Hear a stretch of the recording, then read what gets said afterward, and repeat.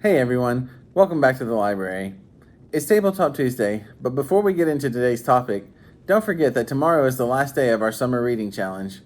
Be sure to get those last few reading sessions in, and don't forget to write your book review. As a reminder, teens need 11 hours of reading logged and 1 book review to qualify for the prize drawing. Good luck everyone. Today we're going to try something different.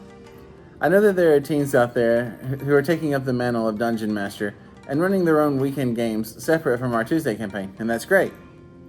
I want to offer some ideas, hooks, and DMing tips to you young DMs that are essentially campaign or adventure seeds that you can take and grow into your own thing.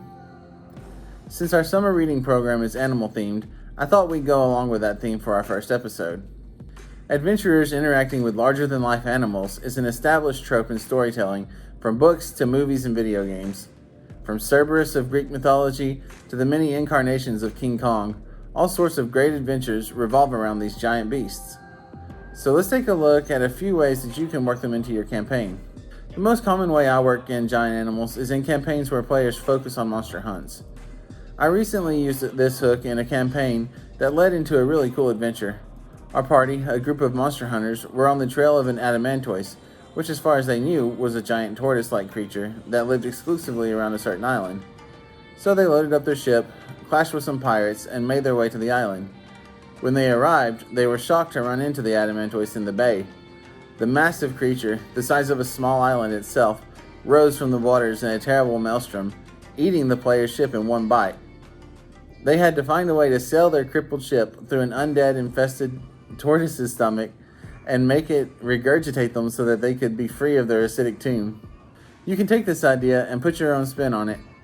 Perhaps instead of a turtle, it's a massive whale or even a bird that swoops down and scoops the players up. Build up to the dreaded moment of ingestion is great, but you can also shock and surprise them with a sudden gulp. Maybe instead of a living dungeon, the giant animals you use in your campaign have a symbiotic relationship with the smaller folk, like the Titans from Xenoblade Chronicles 2. Maybe the land of your world has become uninhabitable by anyone other than the massive beasts, and so civilizations built themselves upon the shoulders of giants, quite literally. Maybe your giant animal friend is unique. The world is perfectly habitable, but your party chose to team up and live on the creature, going wherever it takes them. You could use the idea of such a setup as a good adventure hook. Let's say for a moment that you've heard rumors of an armadillo the size of a small castle roaming around the wilds outside of your port of adventure.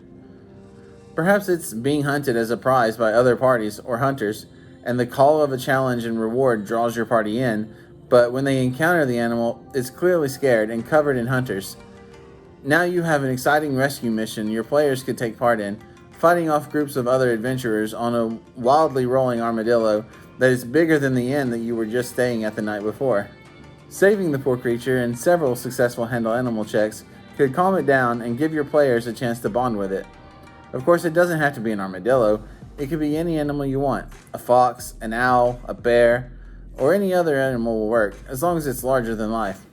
Maybe your campaign uses giant animals as modes of transport, like train carts tied on top of giant centipedes, or airships that are simply big baskets full of people carried by giant hawks or moths or bats, which are directed and driven by conductors on their head. If there's a mode of travel in your campaign, try adding a large critter to make it even more fantastic. Alright, that's all for today, everyone. I hope these suggestions spark some cool ideas of your own, or that you can take the ideas that I presented and use them in your game to add a new layer of adventure to your campaign. Thanks again for watching, and we'll see you next time.